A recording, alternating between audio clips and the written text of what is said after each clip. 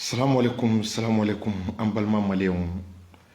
an b'aw fo k'aw barikada a balimakɛ ni aw denkɛ don a marasila Suri chercheur a dabali kana ban dɛ c'est à dire courant tigɛlen don an bɛ ka vidéo de kɛ est-ce que y'a faamu dibi la tan donc n'a y'a ye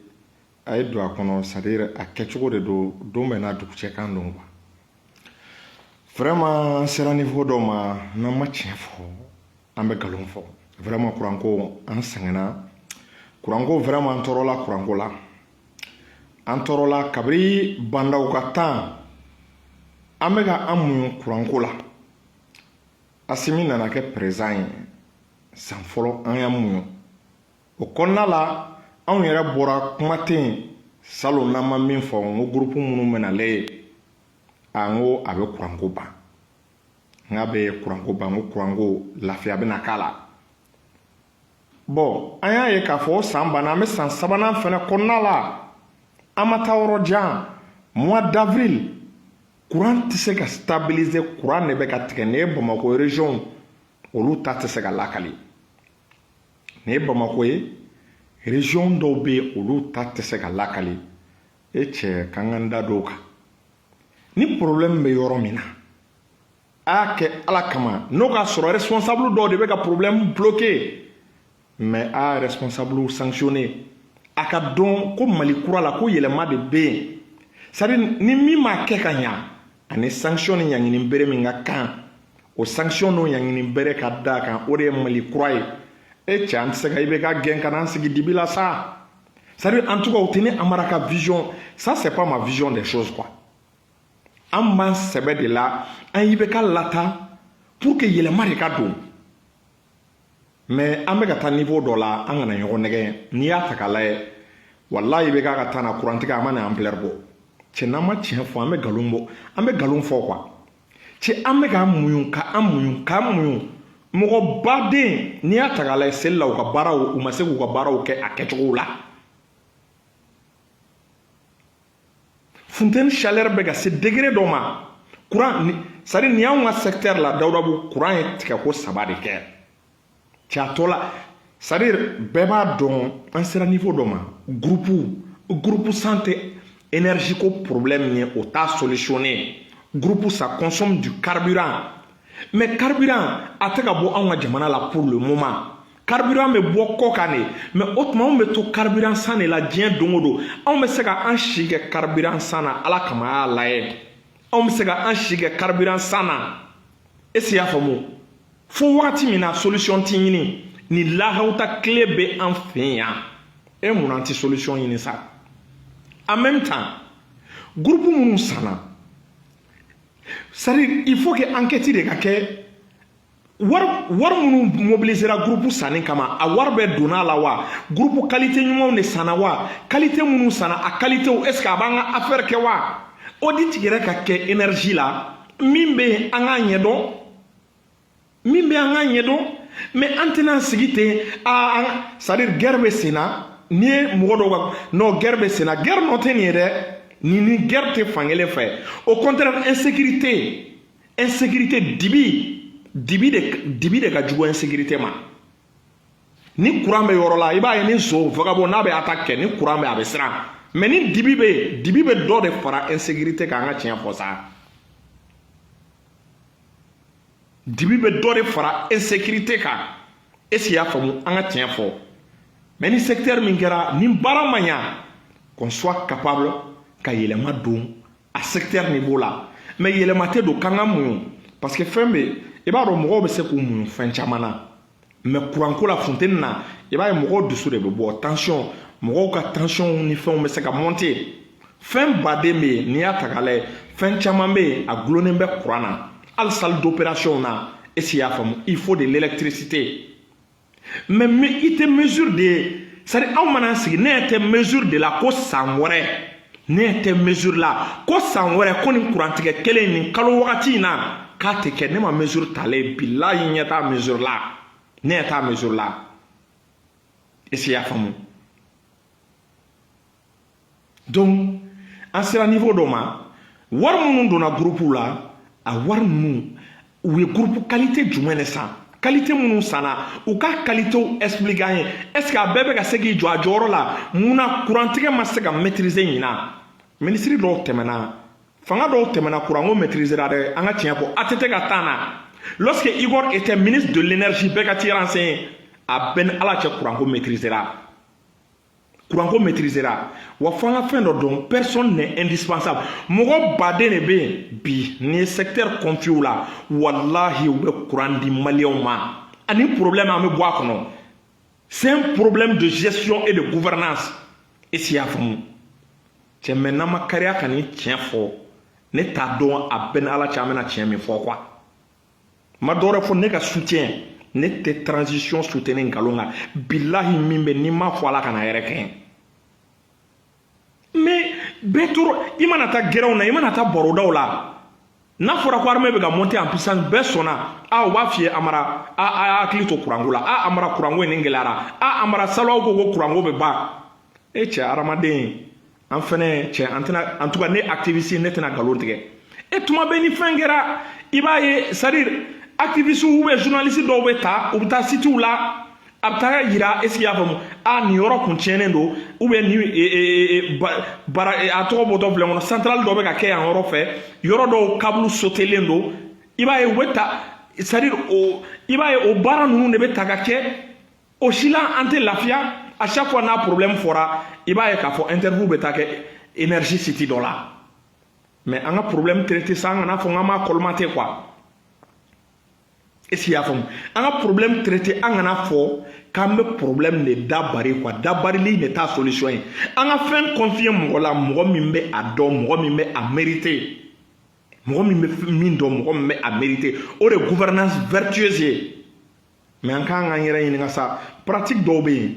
cɛ n'an m'a dénoncer a man ɲi an bɛɛ bɛ fɛ jamana in ka ɲɛ jamana in ka d'an ye gouvernement ka d'an ye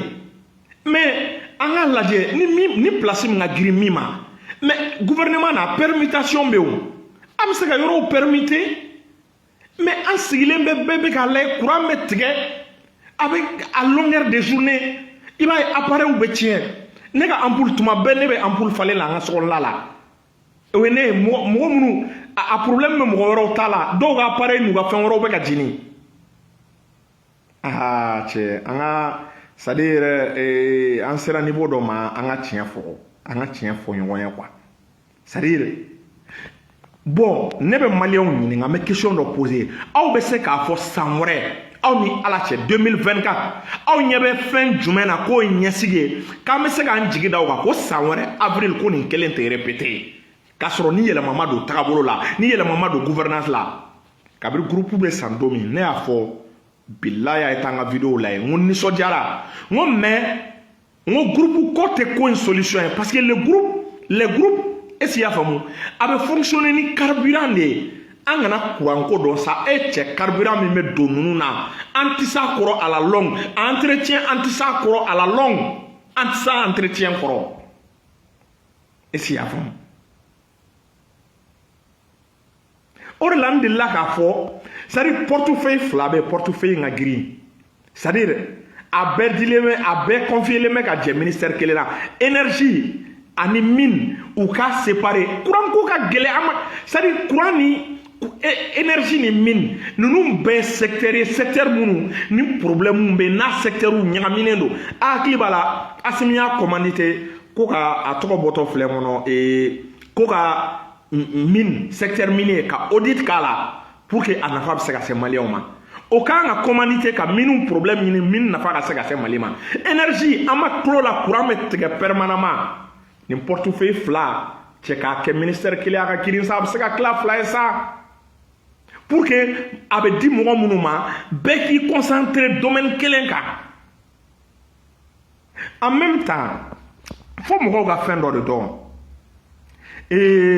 dɔw filɛ k'a fɔ ko il y a beaucoup de voleurs à l'EDM ne tɛ se k'o affirmer mais n bɛ kuma dɔ f'i ye c'est à dire ni cadre bilala yɔrɔ la e tɛ se k'i sigi ko suɲɛli bɛ o cadre e de bɛ na ni fɛɛrɛ ye pour que suɲɛli tɛ kɛ mais o de cadre ye o e bɛ na yɔrɔ la de pour empêcher les cas de vol ou bien pour empêcher la corruption est-ce qu'il y a faamu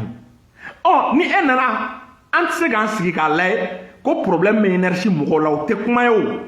mɔgɔ minnu y'a premier responsable e bilala de k'i ka problème régler i ka solutionner i b'a sɔrɔ n'i bilala i b'a sɔrɔ compétence dɔ de b'i la k'a solutionner mais e ma se k'a solutionner ko non ko solution tɛ Mali kuranko la ou bien ko gouvernement bɛɛ tɛmɛna o kuma in o tɛ se ka passer quoi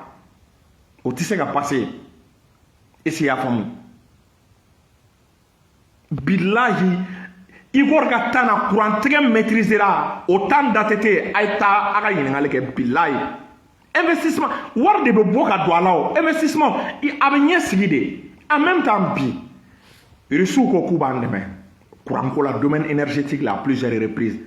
mais le cadre qu'est-ce qu'un cadre doit faire e de bɛ projet élaborer e de bɛ projet sɛbɛn ka se n'a ye Russie ma bon mago bɛ énergie solaire la a ye n'an dɛmɛ énergie solaire la olu ko k'u b'an dɛmɛ mais olu t'u sigi Russie t'u sigi est-ce qu'il y a faamu Mali an bɛna aw dɛmɛ ni dɛmɛ kɛcogo la e de bɛ t'i ka besoin exprimer olu kɔni y'a yira an bɛ se ka aw dɛmɛ nin na mais e de bɛ projet monter ka taa n'a ye Mali bɛ se ka taa énergie solaire la cogo jumɛn na Russie est-ce que bɛ se ka centrale nucléaire fitinin dɔ sigi an fɛ yan puisque uranium bɛ an fɛ yan ou bien ka se en partenaire chinois ma est-ce qu'il y a faamu en partenaire chinois ka projet dɔ monter chinois aw forlen no bi panneau solaire la asiatique aw forlen no panneau solaire la aw bɛ se cogo jumɛn na ka na Mali dɛmɛ est-ce qu'il y a faamu panneau solaire bɛ se ka caya Mali kɔnɔ an tɛ courant nana sisan ne